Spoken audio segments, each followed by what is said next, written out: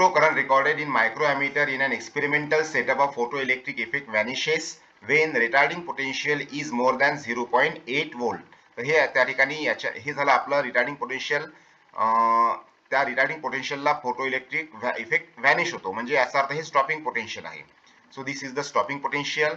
If the wavelength of incident radiation is 4950 angstrom, तर याचा अर्थ या ठिकाणी हे ती वेवलेंथ आहे ज्या वेवलेंथला तो स्टॉपिंग पोटेन्शियल मिळत आहे.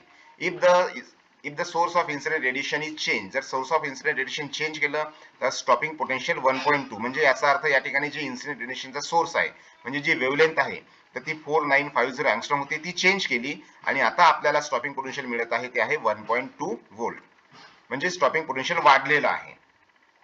फाइंड द वर्क फंक्शन, या ठिकाणी वर्क फंक्शन काढायचं आहे. वर्क फंक्शनला आपण फाय ने दाखवतो, फाय 0 ने दाखवतो. Of the cathode material and wavelength काढायचं आहे, जी वेवलेंथ या ठिकाणी आपण चेंज केली आणि आपल्याला पोटेन्शियल जे आहे स्टॉपिंग पोटेन्शियल 1.2 व्होल्ट मिळाला आहे.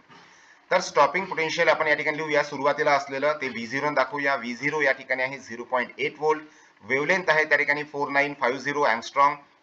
आणि नेक्स्ट जेव्हा आपल्याला त्या ठिकाणी सोर्स चेंज केला म्हणजे वेवलेंथ चेंज केली तर स्टॉपिंग पोटेन्शियल मिळाला आपल्याला 1.2 व्होल्ट, त्याला आपण V0 डॅश दाखवूया. तर काढायचं आपल्याला वर्क फंक्शन. आपल्याकडे फॉर्म्युला आहे तो म्हणजे EV0 is equal to HC upon lambda minus five.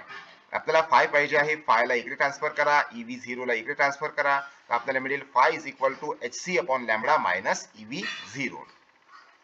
Value put up करूया. H ची व्हॅल्यू आहे 6.63 इंटू 10 टू पॉवर मायनस 34.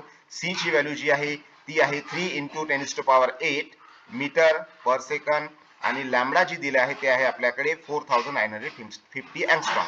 तर 4950 लिहिलं, अँगस्ट्रॉमचं कन्वर्शन केलं मीटर मध्ये, ते मीटर मध्ये कन्वर्ट करताना आपण त्याला लिहितो 10 to power minus 10 minus E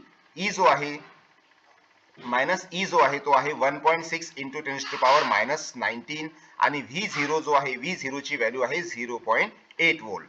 तर 0.8 व्होल्ट त्या ठिकाणी लिहिलं. डिव्हिजन केल्यानंतर आपल्याला आन्सर मिळत आहे 2.738 into 10 to power minus 19 joule. आणि कन्वर्शन इलेक्ट्रॉन व्होल्ट मध्ये करतो, तर जूलचं इलेक्ट्रॉन व्होल्ट मध्ये कन्वर्शन करताना 1.6 multiplied by 10 to power minus 19 ने डिवाइड करावं लागते.